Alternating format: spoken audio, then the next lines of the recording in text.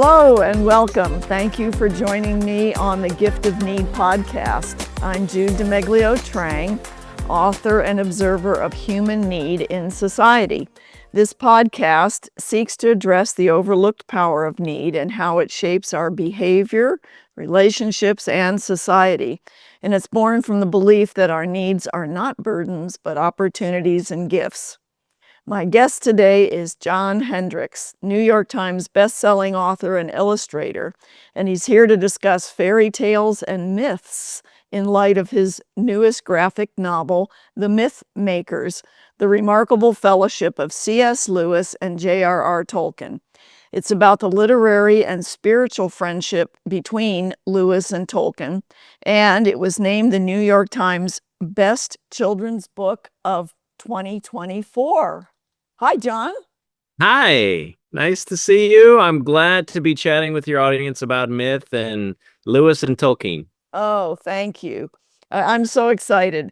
Of course, these are two of my favorite authors, and I'm so happy that somebody has done what you've done with this great book. Well, I'd love to list all that you've accomplished, but we would have no time left for a discussion. So, briefly, John's many books include The Faithful Spy, Dietrich Bonhoeffer, and The Plot to Kill Hitler. It received a gold medal from the Society of Illustrators in 2018 and was called the best book of 2018 by NPR. His award-winning illustrations have also appeared all over the world on book jackets, newspapers, and magazines like the Rolling Stone. John is also a professor of art and the founding chair of the Master of Fine Art in Illustration and Visual Culture program at the Sam Fox School of Design and Visual Arts at Washington University in St. Louis. Yeah, great. It's a very long title, so you did great. Thank you. Well, I think the hardest part of this conversation is going to be saying myth and not saying miss. So anyway, John's work has also appeared in advertising campaigns. He has served as president of the Illustration Conference, which is a biennial global summit for the illustration community. So, John, can you tell us a little bit about your background and what led to this amazing career in art and writing? Well, some people ask me why I chose to make a graphic novel out of Lewis and Tolkien, and the better question is, why have I been making comics at all? And really, I don't have any other option on some level because I think so visually about things that, to me, I almost start with the form, and that is I translate complicated things into images and words, and that translation is to try to make complex things more legible to young audiences, right? So that's where I come at the world. And so then the subject matter that interests me, I try to find things that need a visual form. And in the case of Lewis and Tolkien, their books have been illustrated, hundreds of times. And yet I realized the thing that had never been done was to illustrate the third thing that they subcreated together besides Narnia and Middle-earth, and that was their own friendship, the Inklings. And that world was just as much of a myth on some level as their own world building of Narnia and Middle-earth, and I just always wanted to see that illustrated, and that's what I tried to do with this book. Oh, well, I love it. And so today we are going to be discussing fairy tales and myths and how we all, not just children, but adults too, need them in our lives and are enriched by them in so many ways. So let's start with, did writing or drawing come first in your life, and when? Like when you were a kid, when you were older? Is this a second career? What? Tell us a little bit about this. Well, the 12-year-old version of me would be shocked that I'm considered an author today because I've just always been a picture person. I mean, I was basically traumatized by the 5-paragraph essay in high school. And so Yeah, I began with drawings. The first memory I have of drawing is tracing Garfield comics out of the Sunday funny papers, and so I just have always loved imagery, and I think my mind is actually, like, hyper visual in a way where even when I'm speaking, people have often told me that I speak in word pictures a lot because I see the images in my mind. So and actually C.S. Lewis wrote of his own process in that way. He said everything for him began with images. He saw a fawn carrying a package in the woods under a lamppost and wanted to know what that story was about. So, that's not to say that I'm like C.S. Lewis, but there is a commonality in that images were primary to both of our processes. In your life, yeah. Yeah, I also didn't do very well in English in high school, but that's a different story. So, well, when you work on a graphic novel, which you refer to as a visual translation, do you start with the story or the drawings, or do you work on them both simultaneously?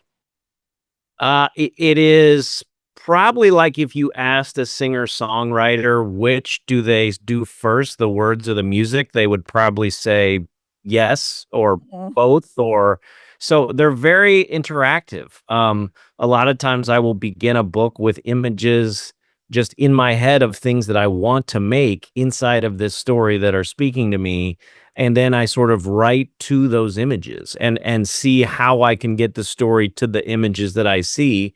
And then sometimes it is the reverse where I realize I just need some text to help the viewer get to the place they need to get to.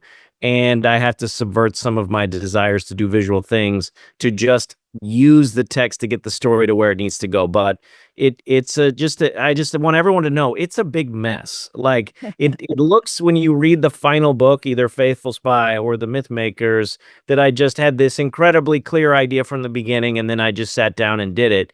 And the whole thing is very iterative, it's very sloppy, and it involves a lot of frustration and pain and reworking and disillusionment and long suffering. Like all good things in our life, it requires sacrifice. And so whether you're talking about a marriage, a friendship, raising kids, or making a piece of art, you have to suffer. That's the only way that you can make something good in this world. And I wish it wasn't that way. And I just want everyone to know that this did not come out of the oven looking this way. Yeah.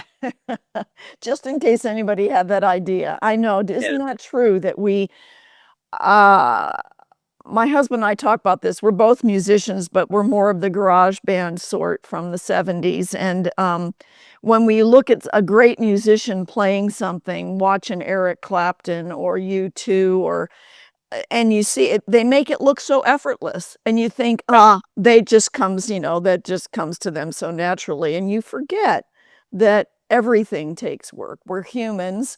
We have to refine our process and the discipline. Well, and I'm guessing what you are tempted to say in your mind is, "Wow, that person is really talented." And Talented. what that means in your mind when people say that, they don't know that this is what it means, but what it means to them is they have it and I don't have it. It came Mm, effortlessly to them. I could never do that because they were gifted by God to do that. mhm, And of course we do all have gifts. We all have things that were given to us, but the vast majority of expertise and mastery in a craft just comes from hundreds and thousands of hours practicing it and doing it well. So it's weird to say this to people who are not artists, but artists may often feel insulted when you call them talented. They would much rather hear you say, like, I bet that took a lot of work to yeah, get yeah. that because I spent 5 years on this book and I have 10-year-olds come up to me and they're like, I read this last night. I loved it. When's the next one? And I'm always like, oh my gosh, I got, you're gonna be 25 years old before I finish the next book. Exactly. Well, isn't that true? It's like the 10,000-hour rule that Malcolm Gladwell wrote about, and the Edison example. So, well, were you interested? Let's go back to fairy tales and myths. Were you interested in them when you were a child, or did that interest come later? And if it did, through what stories? Yeah, I was interested in myth, but I would never have called it that. I would have said I love dragons. I love magic. I love world building. I read Dungeon and Dragons Choose Your Own Adventure books. I read The Hobbit was extremely important to me. I don't know how I got the book. I don't ever remember buying it or checking it out from the library. I just had this copy in my room that I carried around with me all the time, and I was enchanted by the world, the swords, the adventure, the quest, the myth, and so I was not reading Beowulf as a kid. I was not brought up to care about the Aeneid, Mm. but what that did translate into was, popular fantasy that was, of course, a legacy from Lewis and Tolkien and George MacDonald and all the others that had come before him and William Morris. And so I was in the lineage of that. I was reading Dragonlance, which I just reread some of it recently, and it does not hold up. They were just magical books to me as a 12-year-old. But again, so I was inside the world of fantasy, but I would not have called it capital M myth. Yeah. So if we myths, if I understand it correctly, seem to be viewed as our attempt to make sense of our world.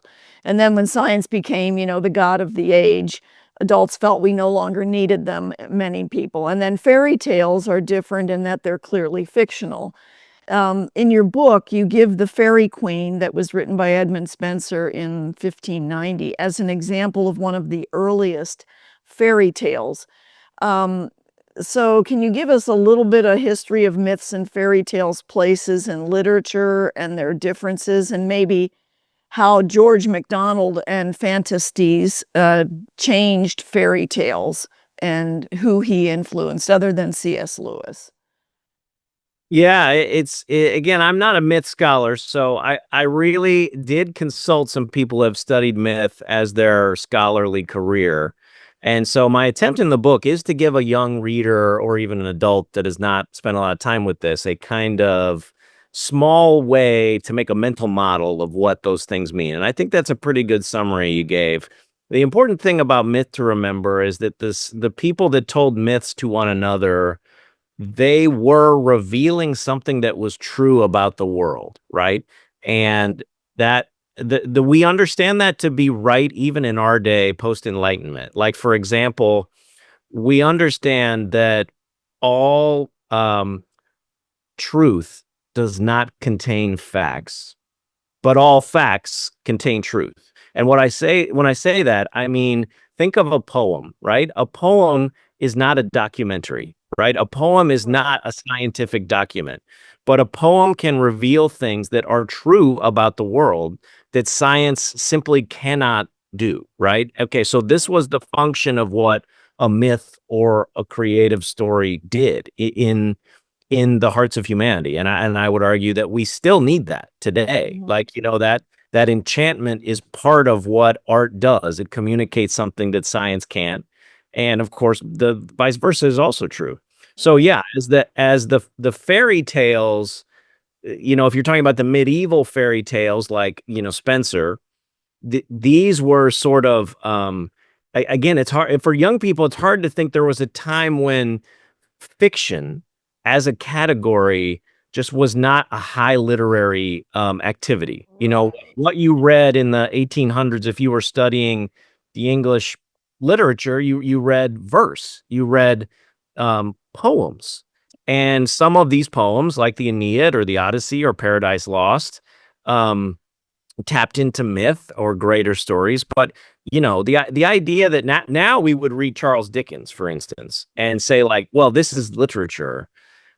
But at the time when Dickens was writing, those were just sort of popular serials, right? And so again, you have to sort of take your modern mind and put it in a different place. So when Edmund Spenser is writing The Fairy Queen and he's making these characters, like, I think this is the first book that uses a non-human character in the English language to have a role in this story. That this is kind of a whole new category of making stories for human Right. beings to read. And it was not myth, but it was not it was not fully to like the novel, right? It was kind of this place in between, which is where fairy tales sort of occupied. And that's where then George MacDonald, from what I understand, really, so in the middle of the 1800s, really helped or kind of made this something that now we all know and spend a lot of time on, but I don't think a lot of people understand the importance he played.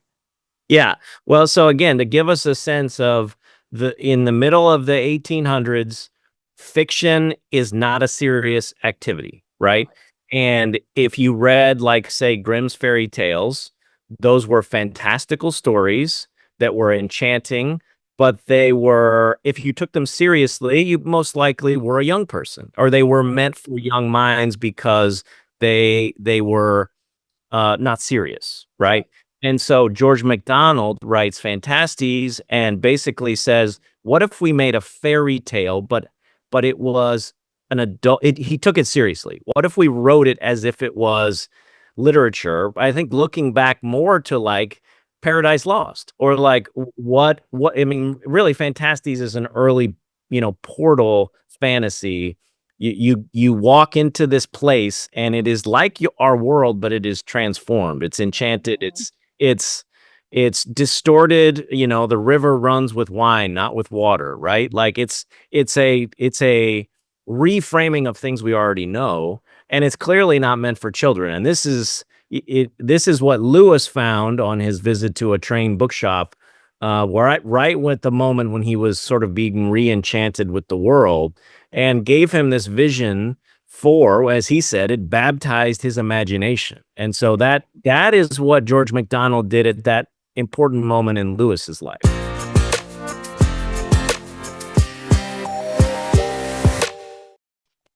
In The Myth Makers, you discuss the Tree of Tales in the context of the history of fairy tales, and that in 1926 they were considered just for children. Can you explain a little bit for everybody what you mean by the Tree of Tales? Yes, that's a Tolkienian phrase. Tree of Tales is something that in Tolkien's wonderful essay on fairy stories, which everyone should read. Yes, yes, it's great. I love that. Honestly, I want 12-year-olds to read it, but they're not going to do it, which is why I made this book. So Yep.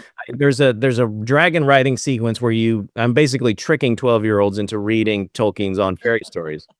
But this Tree of Tales idea is that Tolkien just had this idea that over the generations, stories have been handed down and have grown out of one another. And there's this kind of great big story that is being written across humanity, and everyone is sort of taking part of it in little pieces. And so it's one of his arguments about why Beowulf is really important, and he was a Beowulf expert, because Beowulf is notoriously kind of made of different pieces. It's not just one singular author, one singular story, but he believed that all those individual pieces are super interesting because they were built together into this tower, this tree, this thing that we can see a greater idea from on top of. Anyway, all that is to say that this Tree of Tales idea I thought was too visually wonderful to not actually depict in the book. And so I use that just as a metaphor to help the viewer walk out onto various branches and like we were talking about, what is the fairy tale? What is the novel? What does fantasy mean as a category? And just helping people visualize that. Yeah, I love that the art that you did for that. It's really very graphic. It very much gives this great image. I mean, I have the image in my mind right now. So that's good. It took a long time to figure out how to get something that would not be complicated, that could clearly illustrate a very complicated idea and give people a way to grasp it. Yeah, you've done a great job for that. I love that what C.S. Lewis in that dedication of The Lion, the Witch, and the Wardrobe to his goddaughter Lucy, when he said, "Someday you will be old enough to start reading fairy tales again." So in Why do you think Lewis and Tolkien believed that myths and fairy tales are not just for children? I mean, not maybe why did they believe that, but they made that seem Oh, to make that the focus of their life and well, it's their funny, writing. they actually almost went in opposite directions because their first kinda shared project together was to write a kind of fantasy for adults that would be serious, that would be, something that they would enjoy, right? And Mm. Tolkien was already working on this in his Proto-Silmarillion, his sort of great legendarium he had been writing. Now, he had just written The Hobbit, which basically grew out of stories he was telling his children, and he longed to, like, what would be the Hobbit, but for adults, right? And so Lewis, of course, wrote the space trilogy after that conversation, and then ended up going towards writing for young people and putting the fairy tale back into the minds of young people.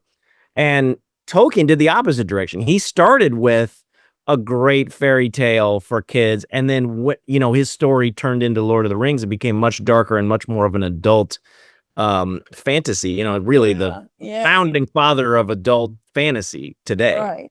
So yeah, they were both interested in those things. Well, and so that explains why from fairy stories, that Tolkien's essay that he said children as a class. I thought this was interesting. Neither Yes. like fairy stories more nor understand them better than adults do, and no more than they like many other things. I think that was like, that's um and probably why fantasy is so big in our world today. I mean, Yeah. it's like everything that you think of that's popular and that the movies and all of that. So there's a Kendall Routzhan, who's a nationally syndicated writer and lecturer on children's literature, said fairy tales are a bit like a brief outline of what to expect in life.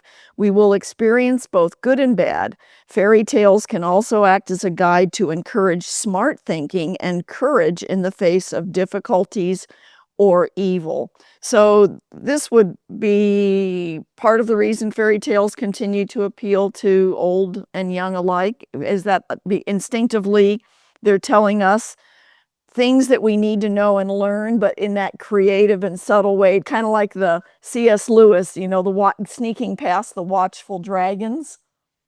Yeah, and I think there is an element of this too, that why the question is, why did these two things catch on with our world at the time they did, right? And I think that is worth examining. I don't really have a definitive answer, but it seems like after World War II, we had come to the end of this, 20-year period of true disruption in the 20th century project, which was progress, science. We're going to like solve the world's diseases. War might not be needed anymore. This was the attitude when at the turn of the century. Then we have World War I, which just vaporized an entire generation of young men, and then we have the Depression, and then we have World War II. And so after that, I just believe that the world was ready to be re-enchanted. I think there was a longing to distance themselves from the claims that the world is material only. And I just think that explains why both Narnia and Lord of the Rings caught on. And like with Lord of the Rings, it's young people may not realize this, but it became a true piece of counterculture, um, pop culture. Like it just really caught on with American college students and death metal bands, and the resistance to the old order for some reason grabbed onto the stories from a 70-year-old academic in Oxford and believed this was part of the sort of counterinsurgency against the order of the 20th century. And again, that is crazy. And in fact, most of our, I think today, our fan culture, what we understand as fandom, was basically invented with Lord of the Rings and Star Trek coming out into the culture basically the same time. And Mm. so, that has to be in the context of why these stories worked and are still actually resonating with people. I agree. I think that was a great insight, John. In your book, you refer to the hinge on which all fairy tales turn, the single unification of escape, consolation, and recovery. Tolkien created a word for this called the eucatastrophe. Would you elaborate on that a little bit and talk about the subcreating and and how that fits with people of faith being salt and light in the world? It's interesting. Yeah, the eucatastrophe is a wonderful word. Of course, a very Tolkienian word, and if you don't know the roots of that, it's similar to the Eucharist. Catastrophe means like a turning over, a sudden turning over, and eucha meaning good or thankful. Um, Means a thankful turning over, right? So his idea was like, this is what happens in every story when everything is lost. All the characters are going to be ruined. The story is about to come crashing into a tragedy. And then suddenly everything changes and it goes from disaster to triumph. And maybe triumph on a scale you couldn't even have expected, right? And Tolkien says that that feeling was a joy that was beyond the walls of our world, right? And he thought this was the height of feeling in storytelling. And of course, to him, the text of the eucatastrophe is Easter, the maximum catastrophe of God's son being killed and then being dead. All of his promises being, think the disciples' absolute lowest in their lives. And then suddenly it's the opposite of that. In fact, it's like 10,000 times the opposite of that, right? And so he recreated that in his stories over and over. I mean, he was kind of addicted to it. I think if there's one criticism of Lord of the Rings, is there's too many of those. They just happen all the time because he was addicted, I think, to that feeling. But again, that to him was a very Christian expression in the act of storytelling. And so you can see eucatastrophes all over. In fact, the modern world often calls them Deus ex machina, but the ghost in the machine, meaning like the events are sort of contrived in the story to make this ridiculously joyous outcome. And I think Tolkien would have hated that description of that, because I think what he thought he was doing was tapping in to the thing we long for the most, which is like ultimate restoration. It's a very new earthian idea, the recreation, the new creation, the redemption of all things. And as Frodo and Sam speak at the end of Return of the King, is everything sad on coming untrue, and that is the eucatastrophe. Okay. So, do we know how the Christian community at large, as opposed to society in general, embraced or rejected their stories when they were released? And was there a difference like between Catholics and Protestants? You don't hear much about that. It's funny. I mean, there was definitely a difference between Americans and the Brits. Americans loved Lewis, and Tolkien. I mean, so it was they were heroes. And I mean, honestly, I'm an American. We're still following this pattern of the prophet is never loved in his own hometown, sort of.